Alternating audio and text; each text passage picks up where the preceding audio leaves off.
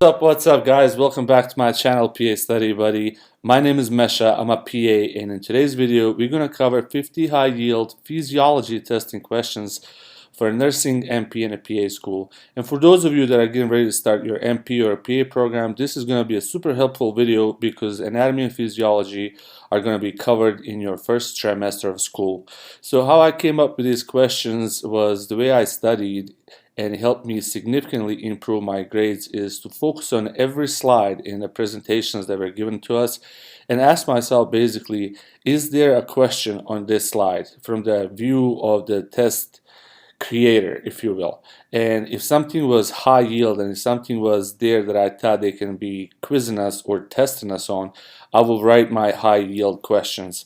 So I organized all those questions in a book. So this video in essence is kind of like a review in a question type of the book. There'll be 50 questions. The book has over 500 questions that cover anatomy and physiology.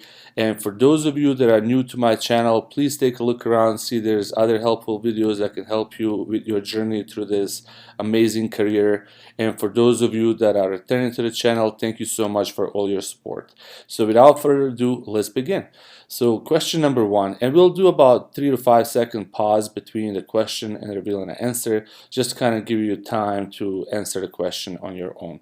So question number one, name two parts of the central nervous system. Brain and a spinal cord. Question number two, name two parts of the PNS, peripheral nervous system. What are two parts of the peripheral nervous system? That is the spinal and the cranial nerves. Question number three, nervous tissue is made of two cell types. Name them. Can you name the two cell types that make up the nervous tissue? That would be neurons and the glial cells. Question number four, which part of the neuron receives the information?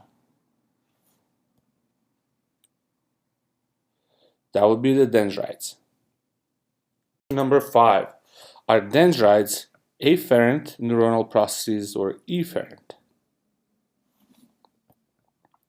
Dendrites are afferent neural processes. Efferent means to carry electrochemical current toward the cell body. Question number six, what do axons do? They carry the electrochemical current away from the cell body. They're efferent. So axons are efferent and dendrites are afferent. Question number seven. Name the three different types of neurons. Can you name the three different types of neurons? Multipolar, unipolar, and a bipolar. So 1, 2, 2 plus, so 3 plus. So unipolar, bipolar, and multipolar. I think that's an easy question. Question number 8. Which type of neuron has one axon and many dendrites attached to its soma?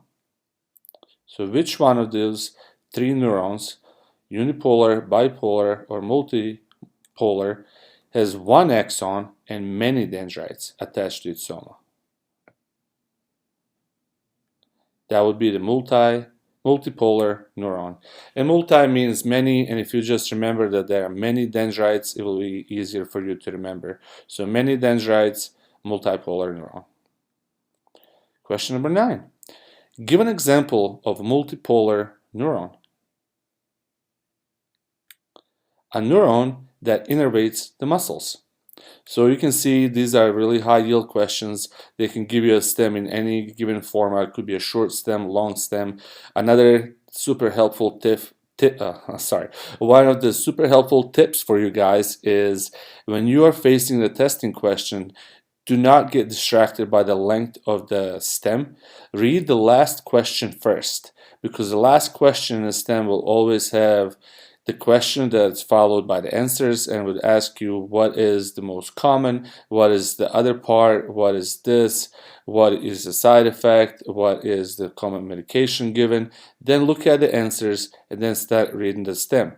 If you know all these high yield questions that are in this book and other ones that you may encounter in your study guides or your slides, you will more than likely be able to pick the right answer a lot faster and will save you time. So a neuron that innervates muscles. Question number 10. Bipolar neurons can be found where? They can be found in the cranial nerves. Question number 11.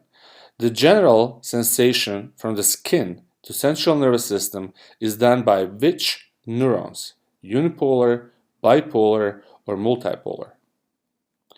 It is done by unipolar, and the one way I remember this, and this is another tip guys, I always try to make a little story or associate it with something else that helps me remember the answer. So if I'm pressed for a time on a test, I can always relay back and information is received a lot faster if you associate the answer to something that is familiar to you or something that makes sense. So for instance, in this case, I associate the skin, so the general sensation from the skin to central nervous system is done by which neuron, and that is unipolar. And one skin system, there's only one skin system, so one for CNS and one means uni.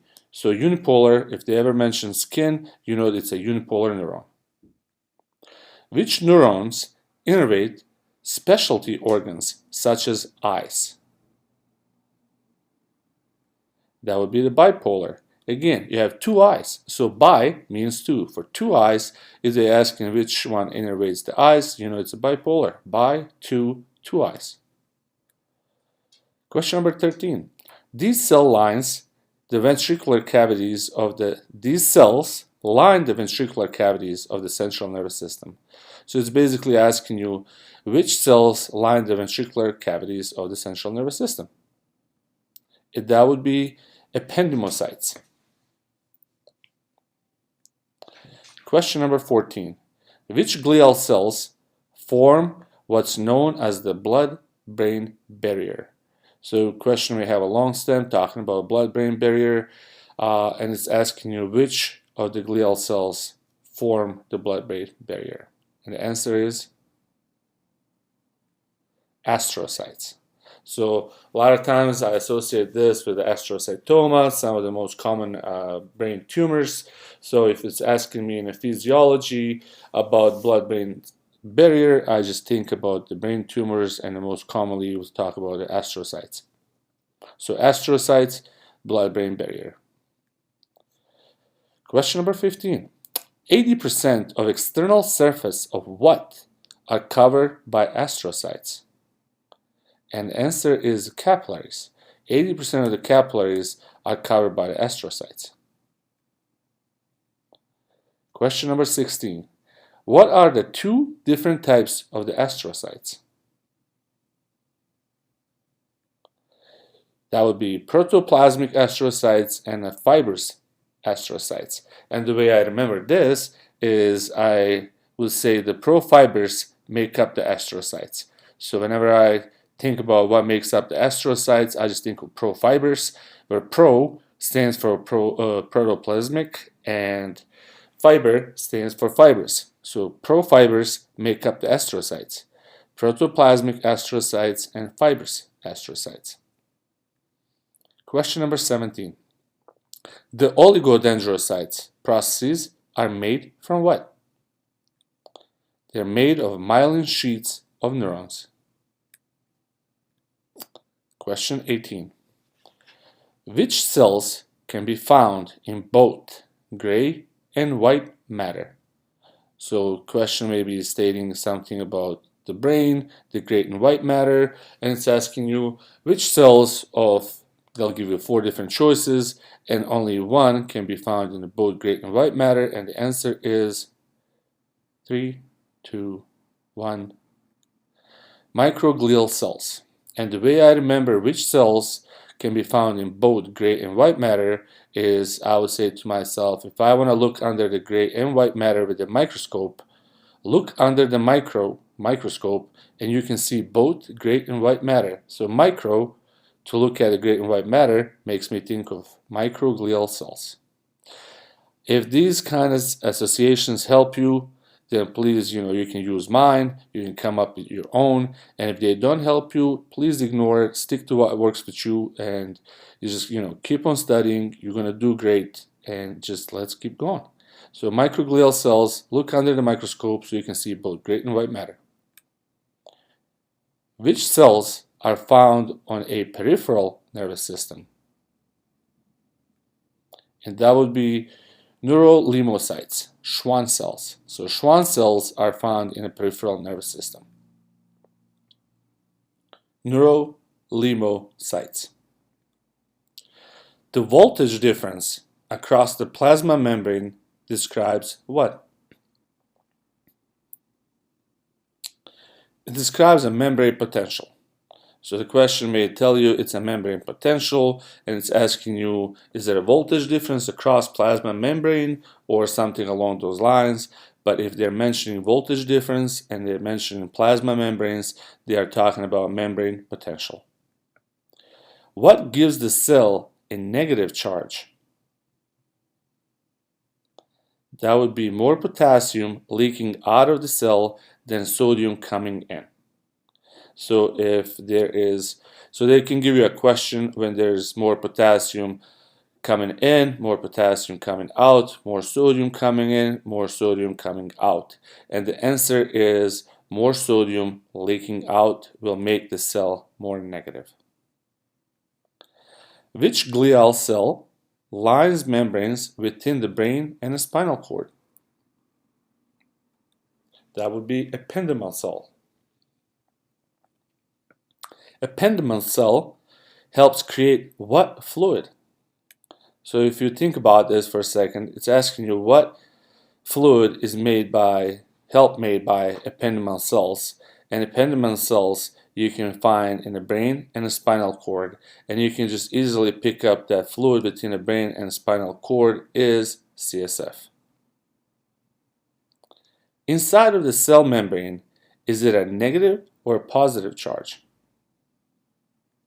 Inside is negative. What are cations? They are positively charged ions that have lost one or more electrons from their outer shell. What are anions? They are negatively charged ions that have gained one or more electrons in their outer shell. What is the primary intracellular cation? What is the primary intracellular cation? And that would be potassium.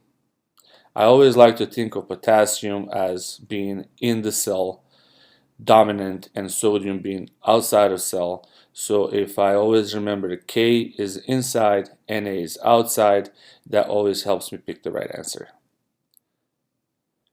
What is the primary extracellular cation? And we just kind of answered this. This is sodium. What is the net voltage difference between the inside of the cell and the outside of the cell?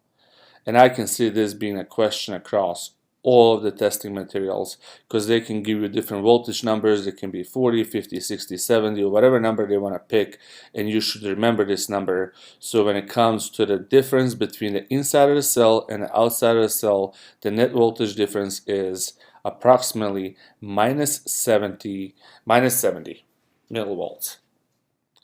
So the question will give you different numbers. It's going to ask you what's the difference, and your answer should be minus 70. Which channels in the plasma membrane allow sodium to diffuse down its concentration gradient into the cell?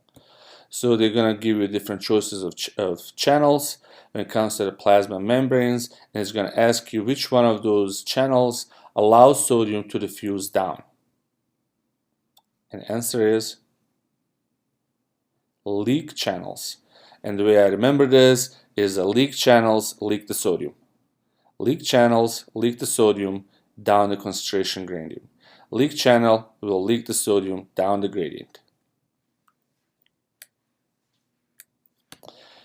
What happens with the membrane when a sodium diffuses down the concentration gradient into the cell?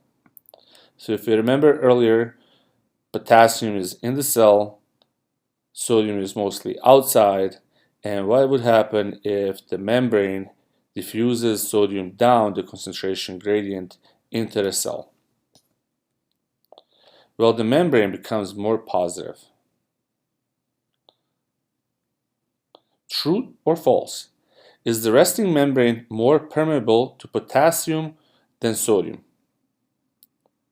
And they can give you a true or false question, or it can be in the form of the stem, but you should know that when it comes to the resting membrane, it is always more permeable to potassium, about 50 to 70 times more. So the question, true or false, is the resting membrane more permeable to potassium than sodium? And the answer is true, 50 to 75 times more.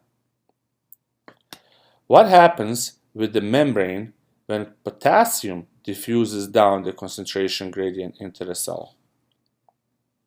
The membrane becomes more negative. How does the sodium-potassium pump work?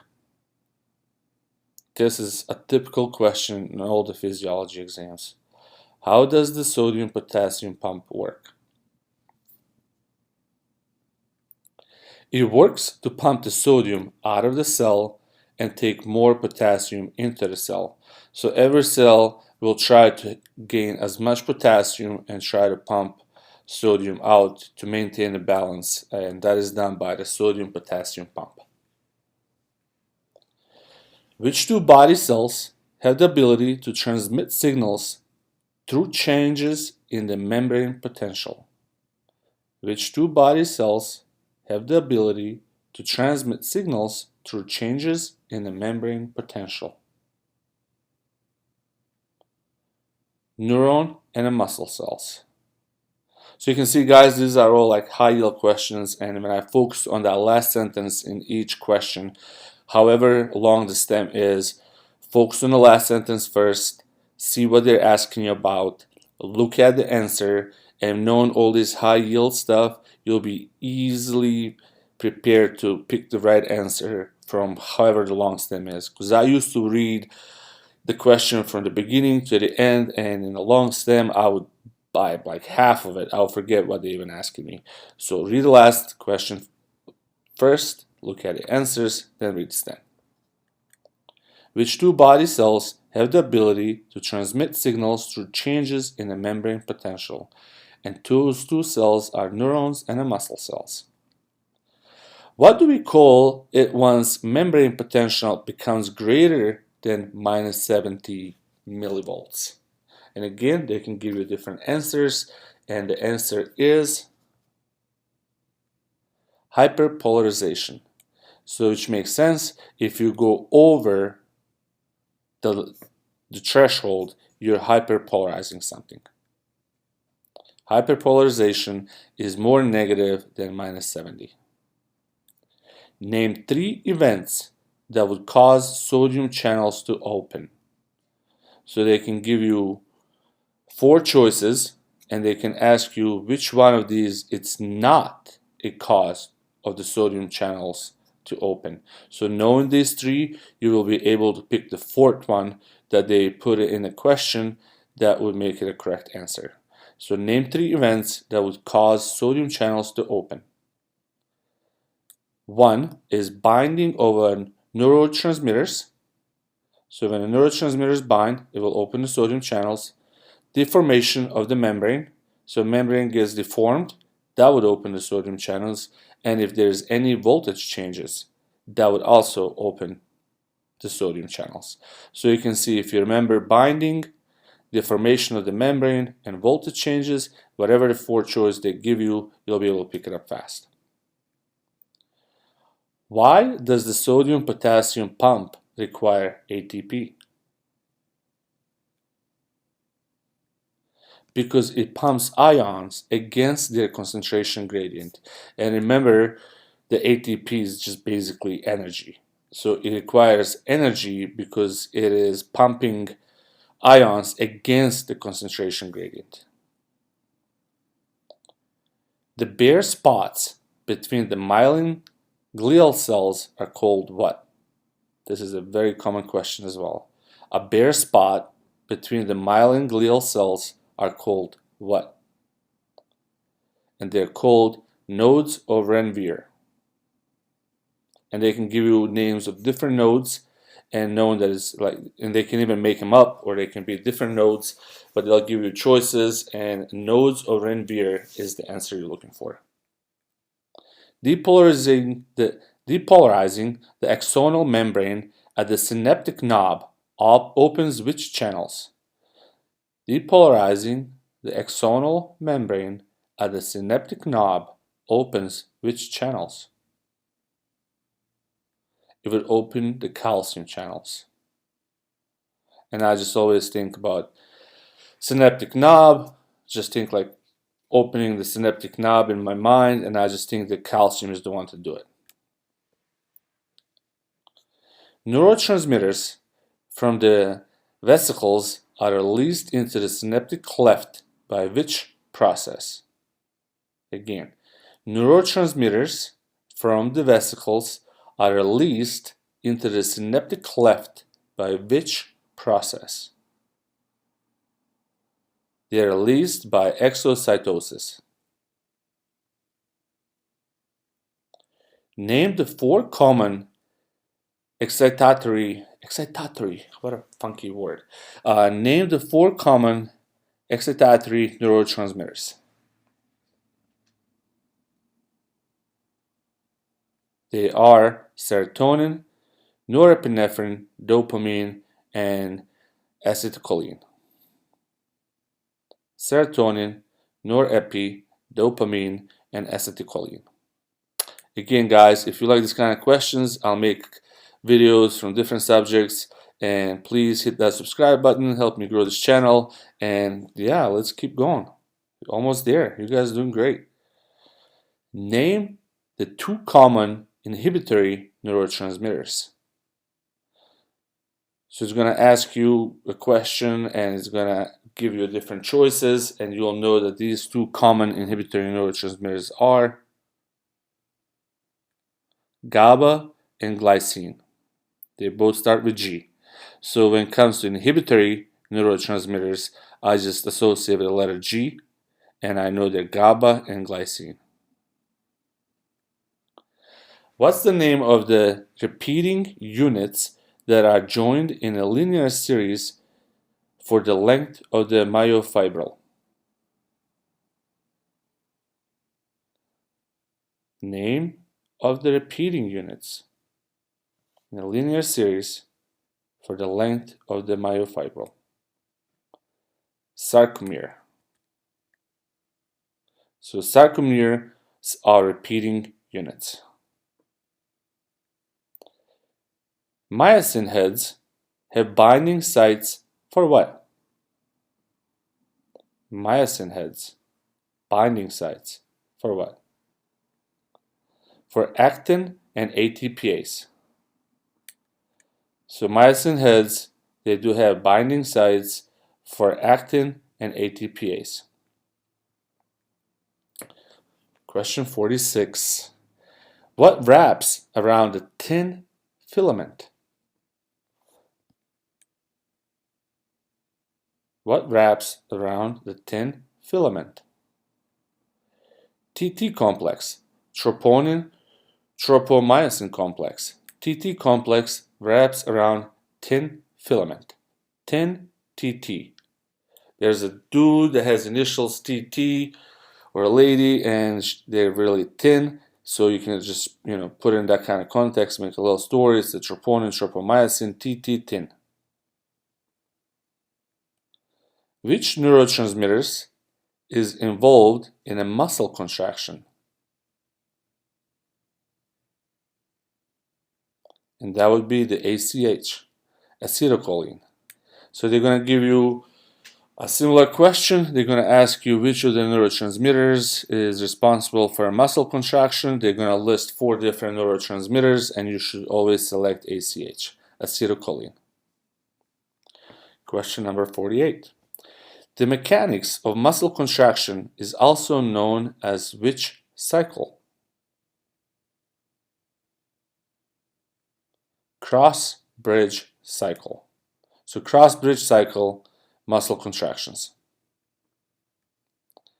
Where does the calcium go after the muscle contraction is done? Back to the sarcoplasmic reticulum. So again, they're going to tell you the calcium has done its job. After the muscle contraction, it will go back to where? They're going to give you 4 different choices, and the choice you should select is back to the sarcoplasmic reticulum. Alright guys, this is our last question. I hope you find these high yield questions super helpful. I hope they help you as much as they helped me through the PA school and improve your grades. So here we go. Describe the blood pathway through the heart.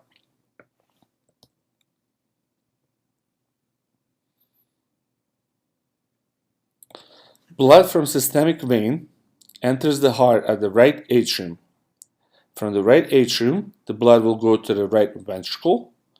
From there, it will go to the pulmonary arteries, which will carry over to the lungs, where exchange of gases happens, and then it's picked up by pulmonary veins, back to the left atrium.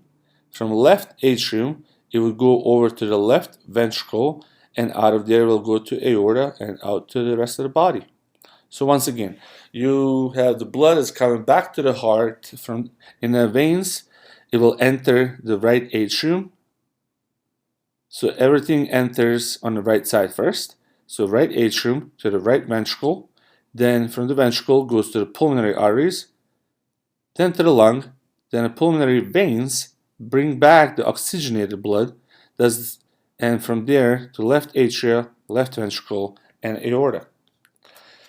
Well, thank you guys. I hope you found this video super helpful. I hope you guys have an amazing journey, amazing career ahead of you. You guys will do great. Hit that subscribe button. Help me grow this channel. Take a look at the book. It has over 500 questions just like this. These are 50 questions straight from the book. And it's all about anatomy and physiology. And again, if you're a pre-PA, pre-NP student, this will be your first courses in the first trimester. And by preparing ahead of time, it will help you save on a study time. It will improve your grades, and it will reduce your testing anxiety, and it will just help you have a better, time in school, and you guys will do great. Thanks again, and see you in the next video.